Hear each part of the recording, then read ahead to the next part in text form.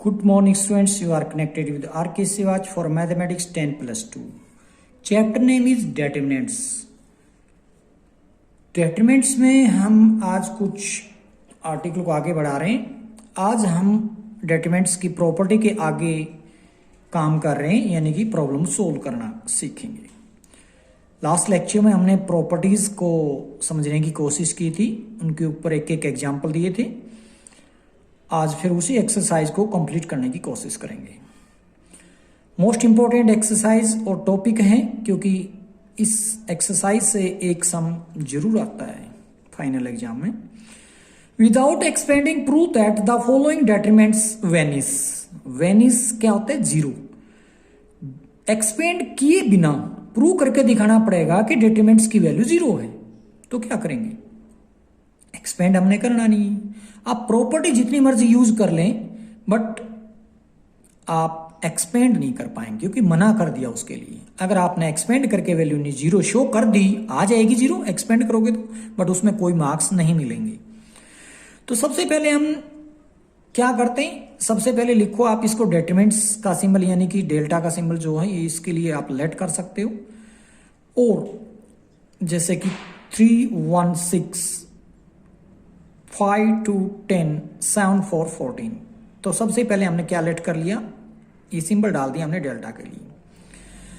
फिर इसी को हम करेंगे क्या चीज? 3, 5, 7 जो आपको नजर आ रहा होगा 1, 2, 4, बट उसमें कुछ चेंज किया गया है। ये तो चेंज नहीं किए first second column, but third column में क्या किया मैंने? ये 2 के मल्टीपल में शो कर दिए 6, 10 और 14। क्यों किया? क्योंकि हम इसमें से 2 कॉमन लेना चाहते हैं थर्ड कॉलम में से। जैसे आप थर्ड कॉलम में से 2 कॉमन ले लेंगे तो आपको मिलेगा क्या? First second column as it is रहेगा, बट थर्ड कॉलम में 3, 5, 7 बचेगा, 2 आएगा बाहर। अब कहोगे ये तो कॉमन लेना मतलब डिवाइड करना होता है। तो आपने पीछे मैट्रिक्स में आप देखें तो क्या किया था? अगर मल्टीप्लाई और डिवाइड की बात आती थी तो एवरी एलिमेंट को डिवाइड या मल्टीप्लाई कर रहे थे मैट्रिक्स के, बट यहाँ मैट्रिक्स नहीं है, यहाँ डेटरमिनेंट्स है। और डेटरमिनेंट्स में अगर आप बाहर रखें कोई नंबर मल्टीप्लिकेटिव, मतलब बात करें स्केलर मल्टीप्लिकेशन की, तो किसी एक रो या किसी एक कॉलम को जाता है वो स्केलर, ये ध्यान रखना है। तो मैंने क्या किया? थर्ड कॉलम में से 2 को बाहर निकाल लिया। आप इसको देख पा रहे होंगे, फर्स्ट कॉलम और थर्ड कॉलम एक जैसे हैं, जिसको हम बोलते हैं आइडेंटिकल। तो लिख दिया हमने, here C1 and C3 are identical. हमने प्रॉपर्टी पढ़ी थी, इफ एनी 2 रोज और any 2 columns are identical then value of determinant is 0। आप उसका रीजन लिख सकते हैं, अच्छी बात है, लिखना चाहिए। यहां रीजन दे देना, बिकॉज डाल के। तो क्या रीजन दोगे? If any 2 rows or any 2 columns are identical, then the value of the determinant will be 0। वैसे थोड़ा सा हिंट हमने यहां लिख दिया है उस प्रॉपर्टी के लिए कि C1 और C3 आइडेंटिकल होने की वजह से 0 आ रहा है। तो हम इसमें कोई कमी नहीं कहेंगे कि इसमें अभी कोई कमी है, उसका रीजन वैसे इधर इनडायरेक्टली दे रखा है। नेक्स्ट है शो दैट। एक डेटरमिनेंट से इसकी वैल्यू 0 लानी, ये शो करना है। क्या हम यहां पर एक्सपेंड कर सकते हैं? तो बिल्कुल कर सकते हैं, बट मैं कहूंगा आपको एक्सपेंड करने से पहले किसी रो या किसी कॉलम में मैक्सिमम 2 0 बना लेना। क्या बना लेना है? मैक्सिमम 2 0 एक्सपेंड करने से पहले। तो उसके लिए हमने 2 ऑपरेशन कम से कम लगाने पड़ेंगे, उसके बाद एक्सपेंड करना पड़ेगा। प्रोसेस थोड़ा लंबा रहेगा, तो कोई जरूरी नहीं है आप एक्सपेंड से ही आंसर दे पाएंगे। जो सेंस हमने पीछे सीखी थी विदाउट एक्सपेंडिंग, वो भी काम करेगी यहां पे। कैसे करेगी? आप देखोगे जो थर्ड रो से पहले सेकंड रो नजर आ रही है, फर्स्ट रो नहीं, थर्ड नहीं, सेकंड रो। तो क्या है? a + 2x, b + 2y, c + 2z। इसमें ये जो एलिमेंट है सम के एक्सप्रेशन में, यानी कि सम ऑफ 2 टर्म के एक्सप्रेशन में दिखाए रखे हैं। तो आपने डेटरमिनेंट्स की प्रॉपर्टी पढ़ी थी, किसी रो या किसी कॉलम के अंदर अगर सम ऑफ टू टर्म में रिप्रेजेंट कर रखा है कोई एलिमेंट, तो आप उसको सम ऑफ टू डिटरमिनेंट्स में भी रिप्रेजेंट कर सकते हैं। तो उसी प्रॉपर्टी का सहारा लेते हुए हमने यहाँ पहला लेटर यानी कि सेकंड रो का ए, अगले एलिमेंट में बी, अगले एलिमेंट में सी, वो रख दिए पहले डिटरमिनेंट्स में। और जो प्लस में सेकंड जो टर्म है इसमें 2x 2y 2z, वो सेकंड डिटरमिनेंट्स के एलिमेंट बना देंगे। बाकी R1 R3 as it is रहेंगी दोनों के अंदर। तो सम ऑफ टू डिटरमिनेंट्स में हमने इस स्टेटमेंट को लिख लिया है। ठीक है जी। उसके बाद आप यहां पर फर्स्ट डिटरमिनेंट्स में देखो क्या है, फर्स्ट रो और सेकंड रो आइडेंटिकल नजर आएंगे आपको, ए बी सी ए बी सी। तो क्या था, अभी अभी बात पीछे भी कर रहे थे यही चीज, इफ एनी टू रोज और any two columns are identical then the value of determinant 0। तो हमने लिख लिया डायरेक्टली 0। सेकंड में आप देखेंगे कि सेकंड रो और थर्ड रो आइडेंटिकल तो नहीं है बट प्रोपोर्शनल है। ये प्रोपोर्शनल क्या होता है, वैसे ये प्रॉपर्टी होती है कि इफ एनी टू रोज और any two columns are proportional the value of the determinant is 0। हम ये रीजन यही देंगे, बट आपको और दूसरी सलाह मैं देना चाहूंगा यहां पर, अगर आप सेकंड रो से 2 को कॉमन ले लें सेकंड रो से, तो एक्स वाई जेड बचेगा। मतलब ये हो जाएगा X Y Z second row के और थर्ड रो में भी एक्स वाई जेड आइडेंटिकल की बात बोल सकते हैं। अब यहां पे मैंने प्रॉपर्टी लगाई है प्रोपोर्शनल वाले की, यहां पर लगाई है आइडेंटिकल। देखो रिजल्ट तो 0 हो जाएगा, 0 हो जाएगा। क्यों हो जाएगा, मैं यहां रीजन दे रहा हूं। इन द फर्स्ट डिटरमिनेंट्स यानी किसकी बात कर रहा हूं, R1 and R2 are identical. ठीक है जी।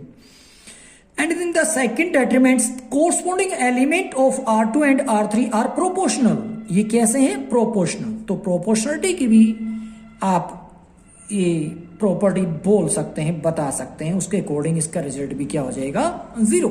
और 0 प्लस इज इक्वल टू 0 ही बनता है। तो यही शो करना था, हेंस प्रूव्ड लिख सकते हैं, हेंस प्रूव्ड।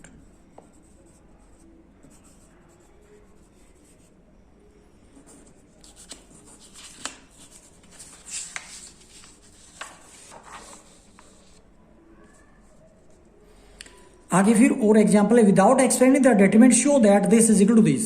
एक डिटरमिनेंट को बिना एक्सपेंड किए इसमें लेके आना हमने, कैसे बनाया जाएगा। तो लेफ्ट हैंड साइड में जो डिटरमिनेंट से मैंने उसको लिखा है, यहां पर हम कर क्या रहे हैं, जो लेफ्ट साइड में था डिटरमिनेंट्स उसमें कुछ ऑपरेट करेंगे, ऑपरेशन बोलते हैं हम इसको। तो क्या है, तो मैं अगर ये कह दूं, क्योंकि आप देखोगे राइट साइड में ए क्यूब नजर आ रहा है, यहां तो ए क्यूब है ही नहीं कहीं।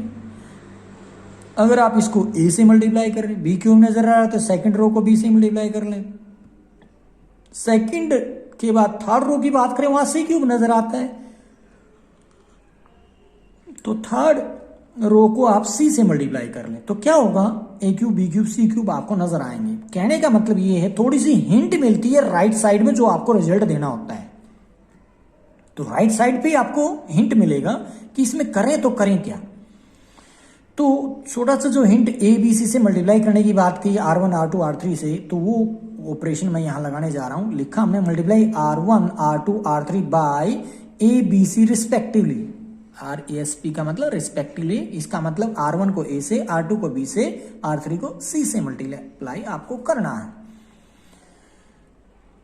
तो देखिएगा, जो मल्टीप्लाई करना होता है तो यहां पर हमने ध्यान नहीं दिया, अपॉन में भी डालना होता है ए बी सी, क्योंकि आप मल्टीप्लाई कर रहे हैं तो डिवाइड के तभी तो बैलेंस बराबर रहेगा। तो यहां 1/ABC भी आना चाहिए।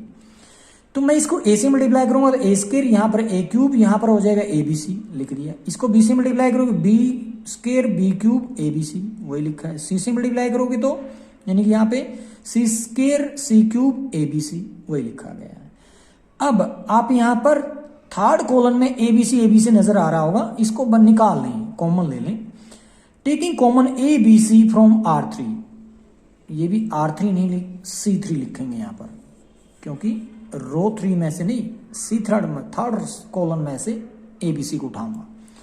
तो जैसे ही थर्ड कॉलम में से ABC कॉमन लोगे तो ABC हमारा नीचे एक लिखना रह गया था तो वो रहेगा, और ABC बाहर उठ के यहां आ जाएगा ABC। यहां पर 1 1 रह जाएगा, कॉमन लेने का मतलब उससे डिवाइड करना, ABC को ABC से डिवाइड करो 1 आ जाएगा। इस तरीके से यहां भी 1 1 लिख दिया हमने। बाकी C1 C2 पे कोई ऑपरेट नहीं किया, एज इट इज लिखे गए हैं। अभी भी कुछ चेंज बाकी है, तो उसके लिए मैं क्या करता हूं, तो यहां आप देखोगे कि अब यहां C1 C3 यानी कि C1 कौन है, ये C3 कौन है, ये कहने का मतलब यार राइट साइड में जो रिजल्ट हमने देना है वो 1 1 नजर आएगा C1 पे। वो कैसे आएगा, अगर ये थर्ड कॉलम उठकर फर्स्ट की जगह फर्स्ट वाला कहीं और चला जाए तो ऐसा पॉसिबल है। तो हमने वही लिखा इंटरचेंजिंग C1 C3, C1 को यानी कि C1 को C3 के साथ इंटरचेंज कर दो, C3 को C1 की जगह ले आओ, C1 को C3 के साथ रख दो। तो मैंने वही किया, C3 को C1 की जगह रख दिया और जो C1 था वो C3 की जगह रख दिया। C2 पे कोई चेंज नहीं आना चाहिए। अब अभी भी कुछ बाकी है चेंज करना। अगर आप ध्यान दो तो जो A cube B cube C cube वो सेकंड कॉलम में है नजर आ रहे हैं, A square B square C square वो थर्ड कॉलम नजर आ रहे हैं, तो इनको भी इंटरचेंज कर लो। तो जैसे ही मैंने इंटरचेंज किया था तो आपको नेगेटिव साइन नजर आया होगा, ये वो कहां से आया है, ये भी एक प्रॉपर्टी होती है। If you interchange any row to other row और any column to other column, यानी किसी एक रो को दूसरी रो के साथ इंटरचेंज करते हो या फिर किसी एक कॉलन को दूसरी कॉलन के साथ इंटरचेंज करते हो तो उसमें नेगेटिव का इफेक्ट आ जाता है। तो इसलिए हमने बाहर रख दिया नेगेटिव का साइन। और ये ABC नीचे तो शुरू से ही चली आ रही है, पहले से ही। तो होगा क्या, यहां पर हम C2 और C3 को इंटरचेंज करने जा रहे हैं। तो A cube B cube C cube ये थर्ड कॉलम बन जाएगा और A square B square C square second column बन जाएगा। तो यहां देखोगे नेगेटिव से नेगेटिव कैंसिल हो जाएगा, ABC से ABC कैंसिल हो जाएगा, तो बचेगा अकेला ये डिटरमिनेंट्स। नेगेटिव कैसे है, क्योंकि एक ऑपरेशन आपने इंटरचेंज का लगाया तो उसके नाम का नेगेटिव आया, एक यहां पर लगाया तो उसके नाम का यहां पर आ चुका था। तो दोनों नेगेटिव आपस में कैंसिल होकर पॉजिटिव बना देगा। तो रिजल्ट आपस में ये कैंसिल होने के बाद ये बचेगा जो कि राइट साइड आपको नजर आएगी। तो left side equal to right side show हो चुका है। हमने कोई एक्सपेंडेशन नहीं किया है, केवल प्रॉपर्टी यूज की है और प्रॉपर्टी के सहारे से हमने रिजल्ट प्रूव कर दिया है। नेक्स्ट है prove that this statement is equal to this, result आना चाहिए। अब कोई शर्त नहीं लिखी गई, कोई कंडीशन नहीं है एक्सपेंड से करें या विदाउट एक्सपेंड से, आप जैसे मर्जी करें।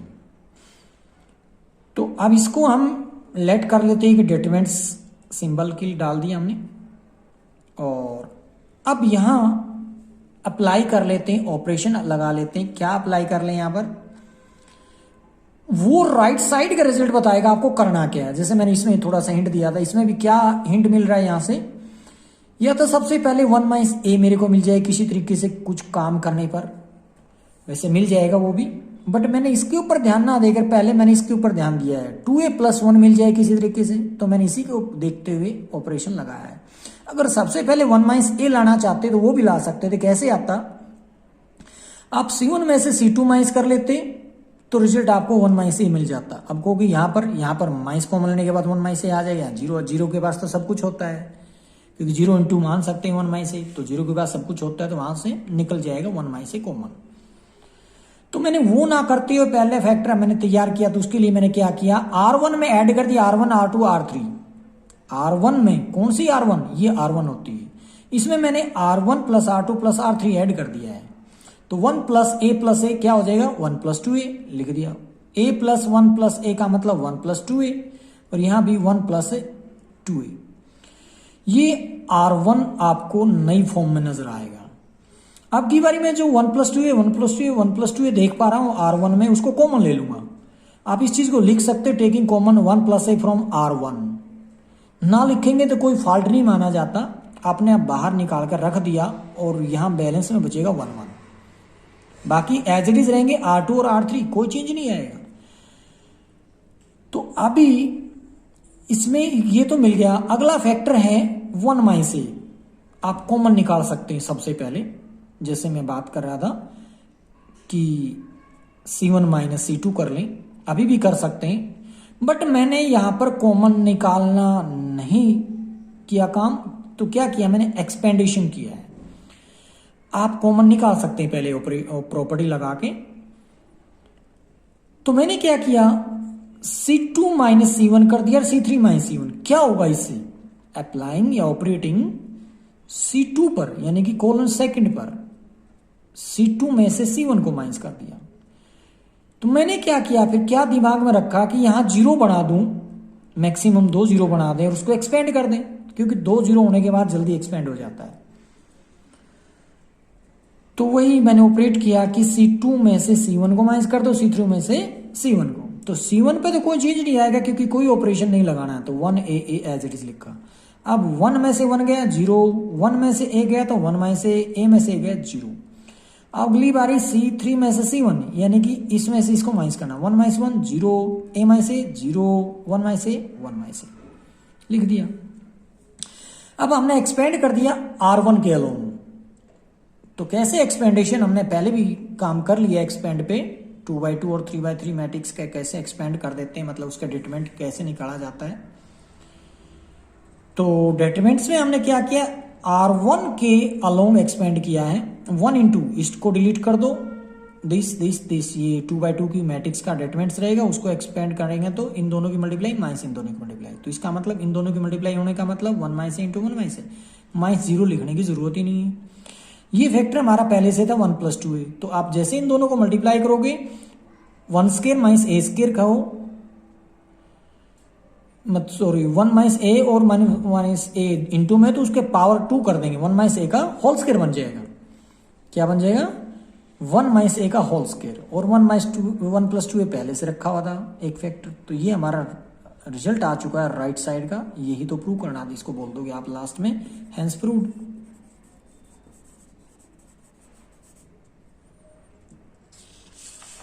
Next, prove that this statement का रिजल्ट, ये प्रूव करके दिखाना हमें, कैसे प्रूव। तो फिर से बात में हिंट की करूंगा, तो मैं बार बार एक ही चीज बोलूंगा, हिंट आपके सामने राइट साइड पे मिलेगा। कैसे मिल रहा है, x माइनस वाई किस तरीके से आए, अगर आप C1 में से C2 माइनस कर दो तो x माइनस 1 मिल जाएगा। अब यहां से इनको माइनस करने के बाद भी वो चीज कॉमन आएगी क्या, वो आपने देखनी है। अगर वो सब जगह से x माइनस वाई मिल जाती है तो ऑपरेशन कामयाब है, वरना वो ऑपरेशन गलत है।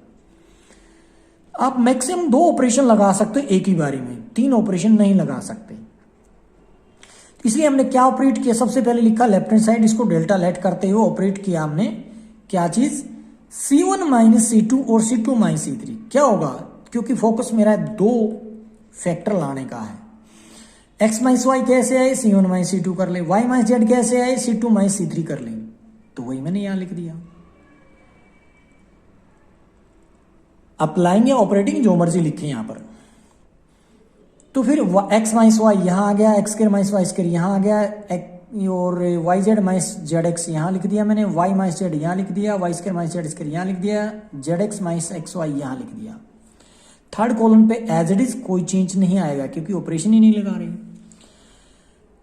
अगर आप यहां देखें x माइनस वाई और x square minus Y square को आप लिख सकते हैं x plus Y into X minus Y. कहने का मतलब x माइनस वाई इसके पास है, और यहां से अगर आप माइनस जेड कॉमन ले लें तो क्या बनेगा, x माइनस वाई बन जाएगा। तो वही चीज मैं करने जा रहा हूं, कॉमन लेने जा रहा हूं, किससे, C1 से x माइनस वाई आएगा और C2 से y माइनस जेड मिल जाएगा। तो लिखा मैंने taking common x minus Y and y minus Z from C1 and C2 respectively. यहां पर ये चीज ना भी लिखोगे तो बार बार कह रहा हूं कोई गलत नहीं है, क्या करना, कॉमन लेने वाली बात। क्योंकि आप जितने भी एग्जाम्पल देखोगे वहां इस तरीके से आपकी बुक में कोई भी चीज नहीं लिखी जाती, बट समझने के लिए आप लिख सकते हो, ये गलत नहीं है लिखना। तो यहां से कॉमन लेने के बाद 1 बचेगा, यहां x प्लस वाई का एक फैक्टर आ जाएगा, x माइनस वाई बाहर आ जाएगा, और यहां माइनस जेड बचेगा, और यहाँ 1 बचेगा। यहाँ पर y प्लस जेड लिखो या z प्लस वाई लिखो, यहाँ रह जाएगा। यहाँ पर माइनस वाई कॉमन आने के बाद x minus Y minus Z आया था, सॉरी x को माइनस एक्स कॉमन लेने के बाद y माइनस जेड आया था, तो y माइनस जेड मैंने बाहर ले लिया, तो माइनस एक्स बच जाएगा, बाकी एज इट इज रहेगी। अब चाहो तो एक नेक्स्ट फैक्टर भी ला सकते हो यहां ऑपरेशन कर लगा के। और मैं आपको सलाह दूंगा एक्सपेंड तब करो जब एक फैक्टर रह जाए।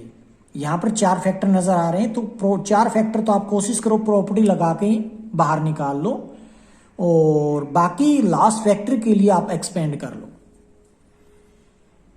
अगर ज्यादा सोचने के बाद भी आपको ऑपरेशन नजर नहीं आ रहा है तो उसके बाद आप एक्सपेंडिशन पर मैक्सिमम 2 फैक्टर लाने के लिए प्रयास कर सकते हो। उसमें थोड़ा सा टाइम जरूर कंज्यूम होगा। तो मैंने क्या किया, यहां पर थर्ड ऑपरेशन और लगाने की कोशिश की है। क्या चीज, थर्ड फैक्टर लाने के लिए कि C2 में से C1 को माइनस कर लूं। लिखूंगा ऑपरेटिंग C2, ये जो एरो का साइन है C2 माइनस C1। तो C2 में से C1 को माइनस कर देता हूं, तो 1 माइनस 1 0, और 1 y प्लस जेड में से एक्स वाई माइनस करोगे तो जेड माइनस एक्स रह जाएगा, और माइनस एक्स में से माइनस जेड करोगे तो जेड माइनस एक्स रह जाएगा, और C1 C3 as it is लिखे जाएंगे, कोई चेंज नहीं आएगा। बट आप देख पा रहे हो कि C2 के अंदर जेड माइनस एक्स कॉमन आता नजर आ रहा है, तो मैंने उठा लिया। आप यहां पर लिख भी सकते हो taking common Z minus X from C2, तो we get x minus Y into Y minus Z into Z minus X into 1x plus Y minus Z as it is, और Z Z square X Y third column में भी as it is, but second column में 0 1 1 आ जाएगा। अब आप 0 बनाना चाहें तो 0 बना लो यहां पे या ये फिर यहां पे, मतलब इस 0 के नजदीक जो वो 0 बनाने के बाद उसको एक्सपेंड कर दो जिसमें ज्यादा 0 हो उस रो या कॉलम के पास। तो मैंने क्या किया, इस पे फोकस रखा 0 बनाना। तो अगर मैं R2 में से R3 को माइनस कर देता हूं तो यहां पर 0 बन जाती है। तो मैंने फोकस रखा था, आगे ध्यान दो वही ऑपरेट किया है R2 माइनस R3 के लिए। अब R1 और R3 पे कोई चेंज नहीं आएगा, एज इट इज लिखे जाएंगे R1 R3। R2 पे चेंज आएगा, वो R2 में से R3 को माइनस करना पड़ेगा। इसमें से इसको माइनस करोगे तो x plus Y plus Z आ जाएगा, 1 माइनस वाई 1 करोगे तो 0 आ जाएगा, Z square minus X Y लिख दिया हमने, बाकी एज इट इज है ही।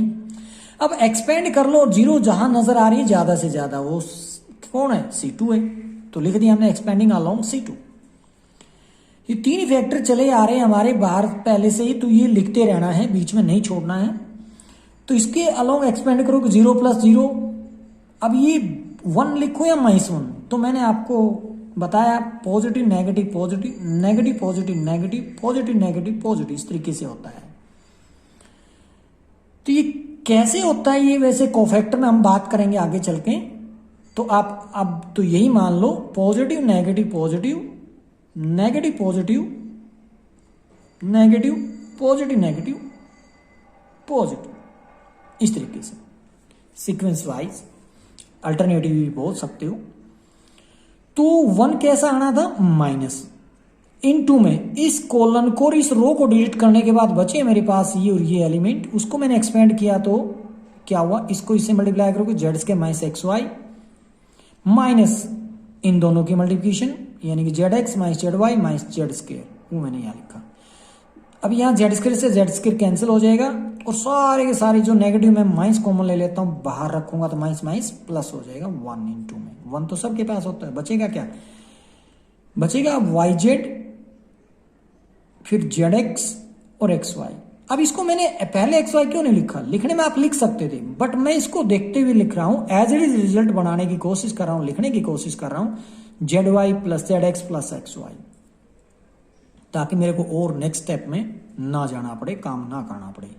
यही है राइट हैंड साइड, ये प्रूव हो गया है।